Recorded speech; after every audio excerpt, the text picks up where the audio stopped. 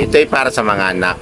Tandaan nyo, bago pa man kayo natutong tumayo, magsalita at mangarap, ang inyong mga magulang ang unang nag-alaga, nagsakripisyo at nagbigay ng lahat para sa inyo.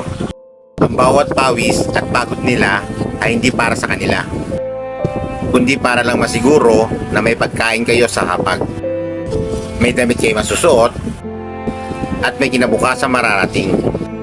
Kapag natuto kayo sumunod at makinig sa kanila, hindi ibig sabihin pinipigilan nila ang kalayaan nyo, kundi iniingatan nila kayo laban sa maling landas at maling tao.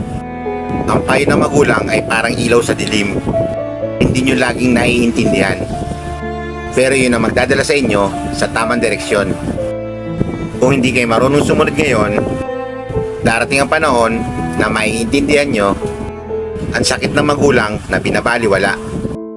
Huwag nyo hintayin ng araw na magsisisi kayo, dahil wala nang makapagbalik ng oras na nawala. Matutong rumespeto, sumunod at magpasalamat, dahil ang mga magulang ay walang ibang hinahangad kundi ang ikabubuti at ikaunlad ninyo. Ang pagsunod nyo sa kanila ay hindi kainahan para matuto kayo maging mabuting tao, matagumpay at may pusong marunong tumanaw ng utang na loob. Kaya habang nandiyan pa ang mga magulang, pahalagahan nyo sila.